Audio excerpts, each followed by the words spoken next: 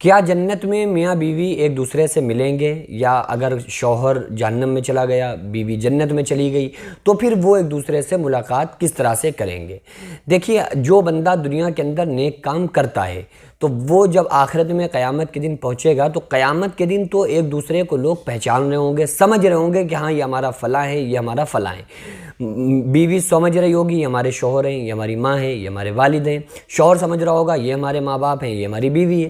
لیکن وہ کسی کی ہیلپ نہیں کریں گے، یعنی کہ کسی کی مدد کے لیے نہیں آئیں گے۔ اگر بیٹا ماں سے ایک نیکی کا سوال کرے گا تو ماں اس کو جھڑک کے بہت تیز ڈانٹ کے اس کو بھگا دے گی اور اس کو ایک نیکی دینے کے لیے تیار نہیں ہوگی۔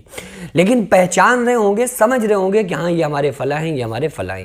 جنت کا معاملہ یہ ہے کہ اگر میاں بیوی دونوں نیک ہیں اور وہ دونوں جنت میں چلے گئے، دونوں کے عمل اچھے تھے، دونوں ایک ہی جنت میں گئے، کیونکہ جنت 8 قسم کی ہے، تو جنت میں چلے گئے تو وہ میاں بیوی ایک دوسرے سے ملیں گے بھی، رہیں گے بھی، اور اس طرح سے رہیں گے جس طرح سے دنیا میں رہا کرتے تھے، بلکہ اس سے کروڑوں گنا زیادہ اچھی طریقے سے وہاں پہ رہیں گے۔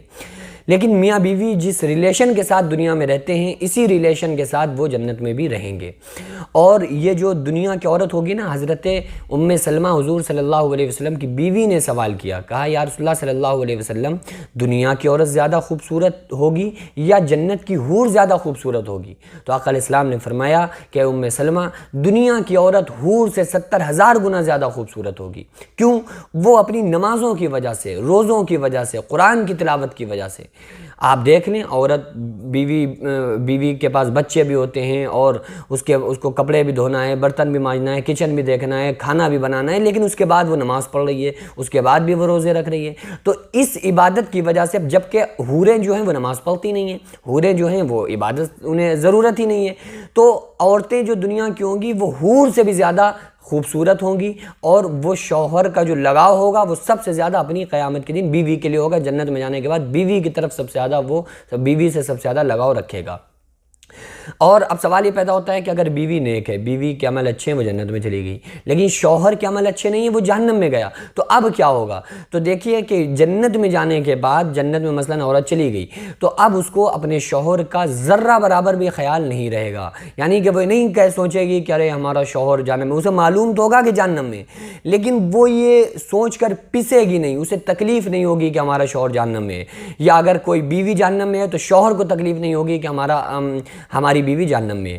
تو اس لیے جب وہ جہنم سے نکالا جائے گا تو وہ اپنی جنت کے مطابق، اپنے اعمال کے مطابق وہ جنت میں جائے گا۔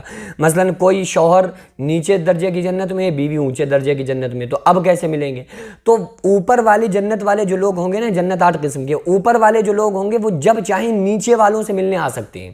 نیچے طبقے والے، مثلا آپ بلڈنگ ہوتی ہے نا، اب آپ اس میں 10 فلیٹ ہیں، تو جو اوپر والے فلیٹ والے ہیں وہ نیچے تو آ سکتے ہیں، لیکن نیچے والے اوپر نہیں جا سکتے۔